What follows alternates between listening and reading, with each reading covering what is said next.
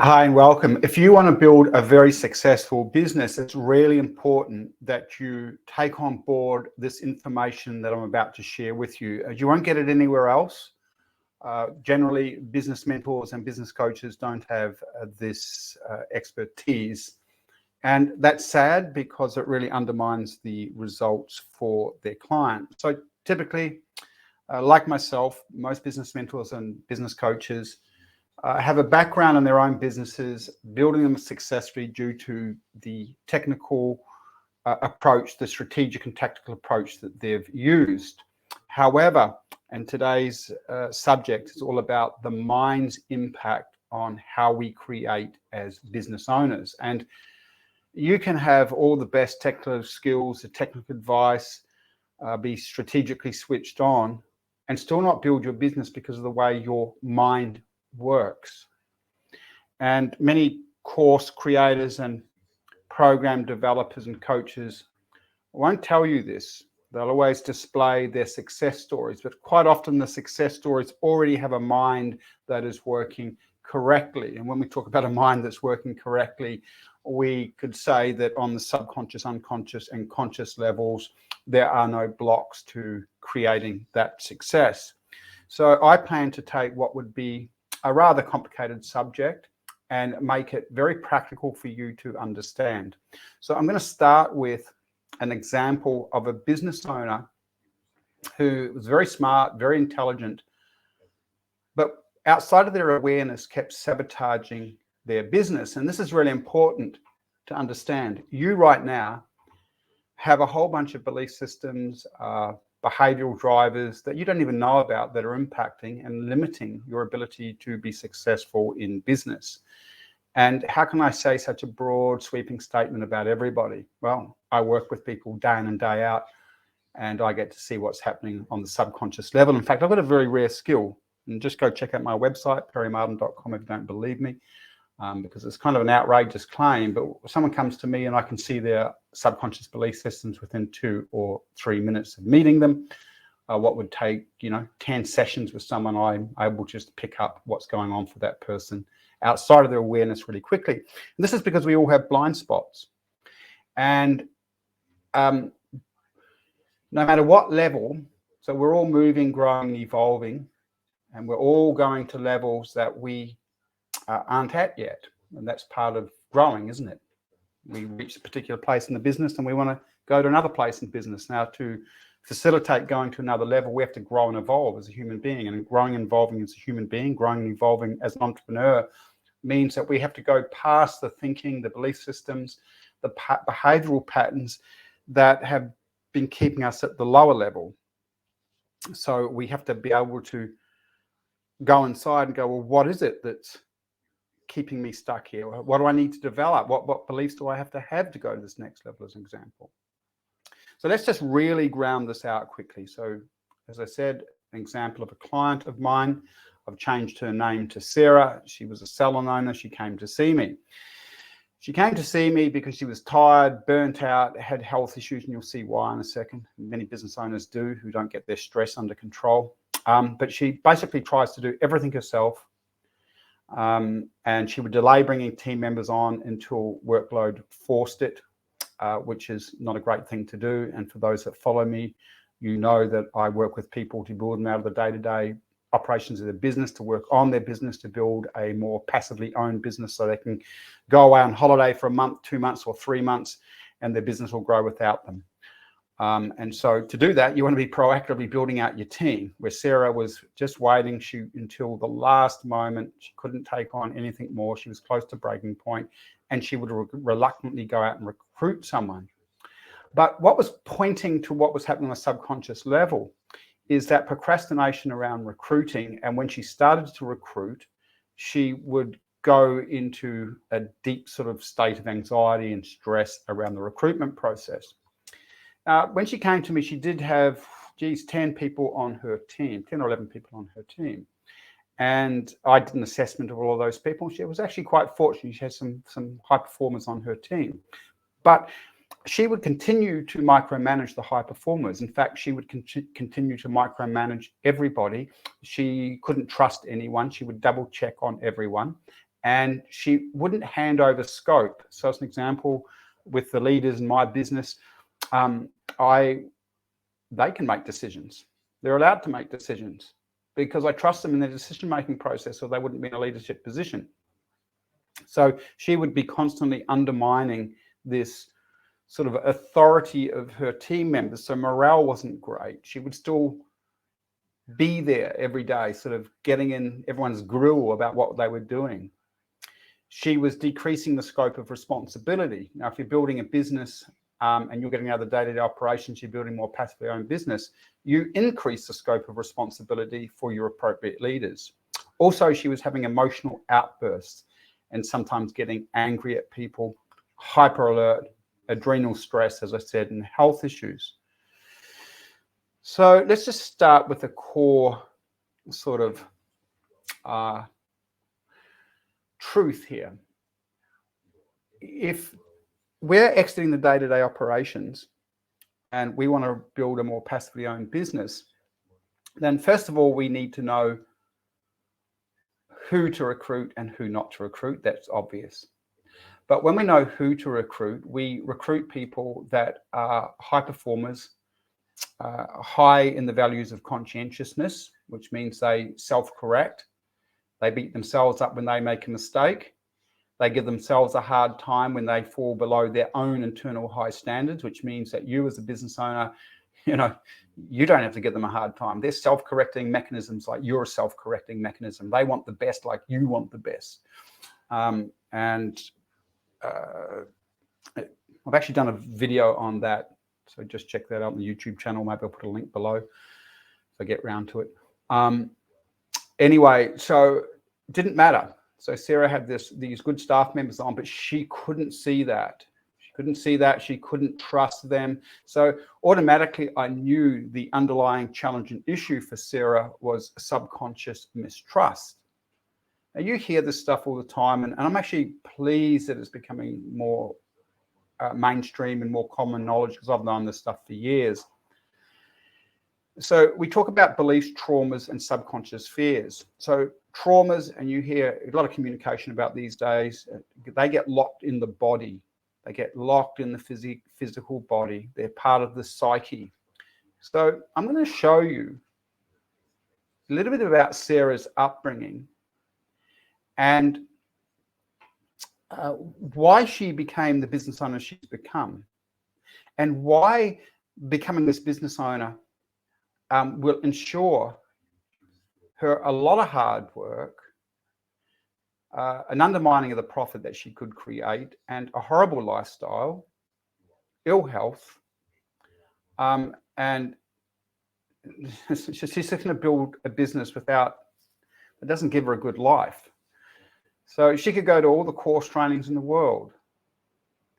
She could be the most intelligent person in the world.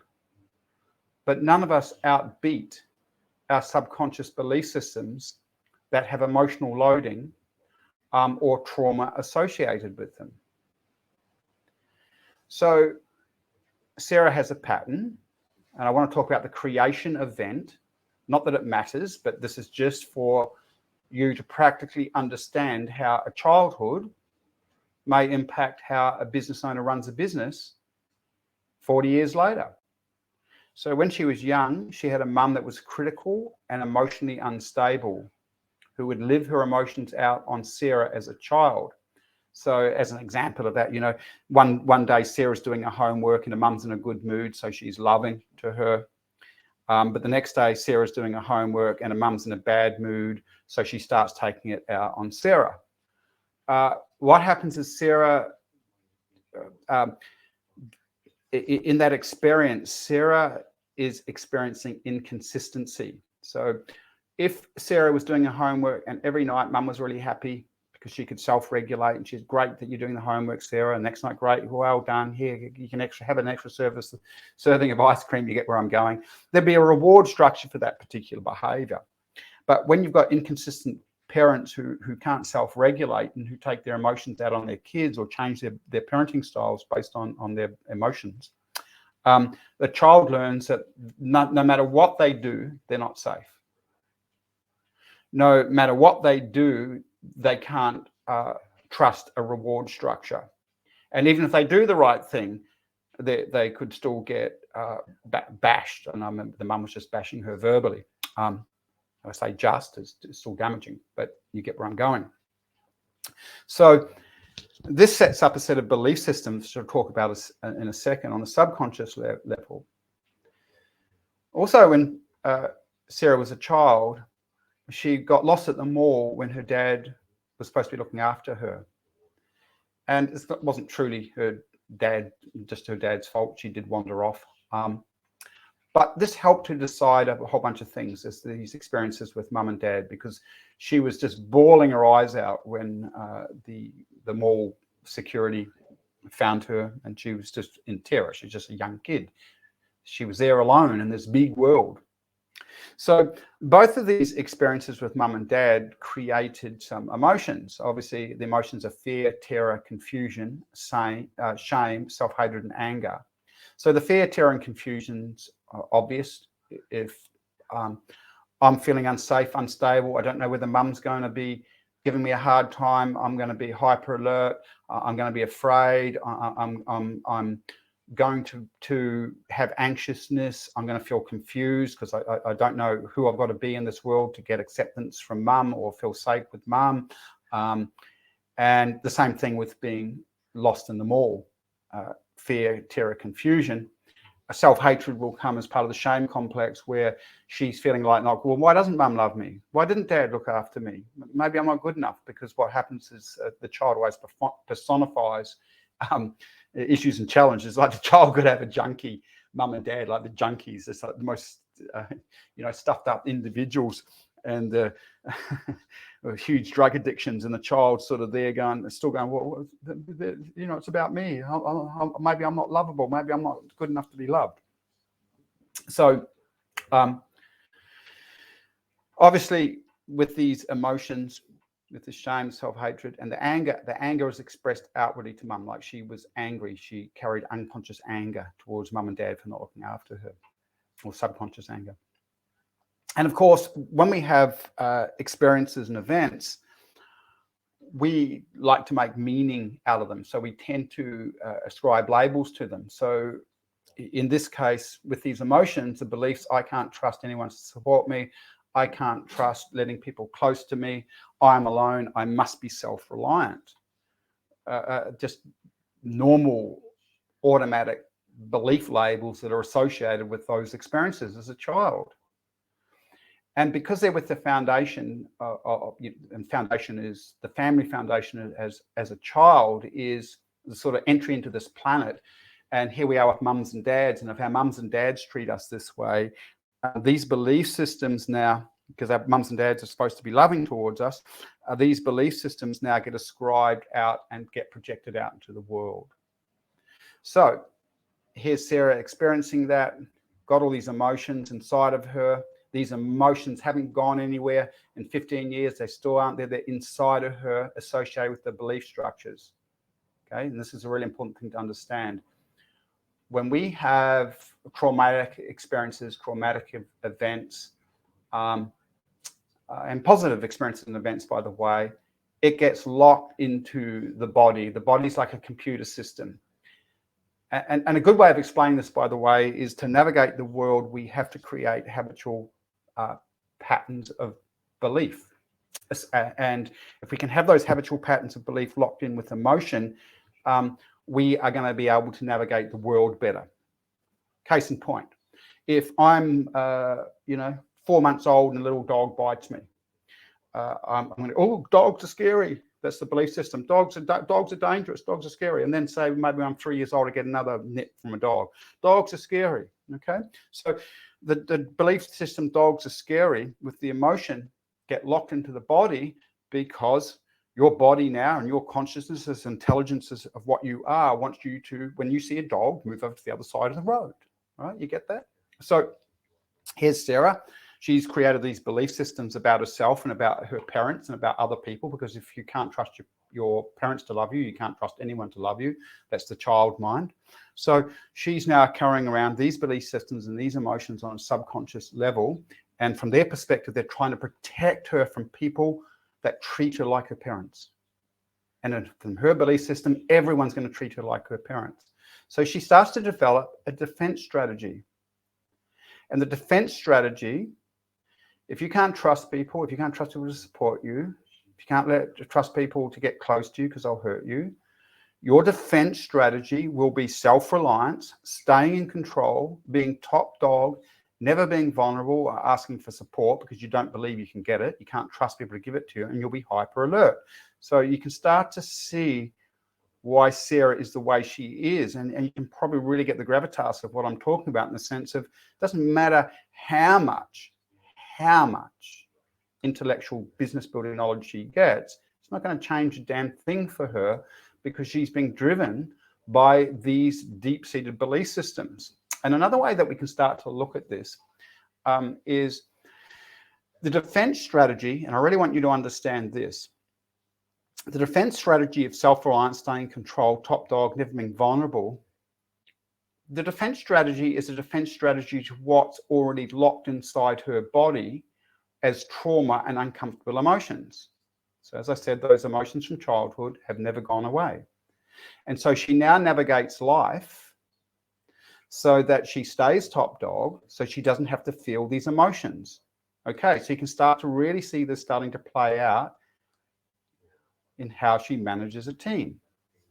You see, for Sarah to fully hand over responsibility to one of her good leaders means that she's vulnerable and she will meet these feelings of emotion, fear, terror, confusion. They'll start to pour up out of the subconscious into her conscious awareness and start to rattle her nervous system. So doing something as simple as, I can do this really easily. I hand over trust to those people that are trustworthy really easily. And then I can sleep well at night. She can't sleep well at night because, in other words, she's handed over to this leader, but the subconscious is projecting, well, she's like, Mum, I can't trust this person. She's like, Dad, I can't trust this person onto the leader. And this is the problem with belief systems. They project. You don't actually see who the other person is. You just see them through the mirror or the lens of the belief systems. So again, just to really nail this for you, these defense strategies, when she's in self-reliance, staying in control, being top dog, never being vulnerable, right? That helped her navigate through her childhood. But she's still got that strategy now as a business owner. So we'd consider this a sabotage. But this is just a strong pattern in her body, and there's no way she's going to override that just by getting good team building. And she can use I've got really good recruitment systems that ensure that you just employ high performers. But regardless, without working with her belief systems, helping her to see her belief systems, helping her to understand what's driving her, helping her to heal those belief systems, then nothing can change for her in her business. And just so you know, Sarah has done really, really well because Sarah not only was willing to implement all the strategies that I gave her and follow all my blueprints for building herself out of the day-to-day operations, but she was really willing to work on her subconscious belief systems, her mind, and start to navigate and become the kind of person she needed to become to build the business she wanted to build. And that meant that she had to navigate these psychological blocks that I've just expressed to you. So again, I'm just sharing this. And one of the reasons that I'm really passionate about sharing this is, you know, there's all these business mentors and coaches out in the world, and they're not just talking about this stuff. And I don't hold that against them. They don't have the expertise that I have in this part of business development. But it just, people need to hear about it. They need to know about it. You can't just work on strategy alone. It's about evolving you as an entrepreneur. If you like this, subscribe, share it to anyone that you know needs it. If you're interested in building a business that runs more passively, helping get out of the day-to-day operations, check out the masterclass. Come and have a chat with me. I like people. I really like working with people. If anything I've talked about resonates with you, just book some time with me. Come and have a chat. If you suspect you've got some stuff going on the subconscious level, just again, spend some time with me. Let's see what we can do. Thanks, and I hope you get a lot from today. Catch ya.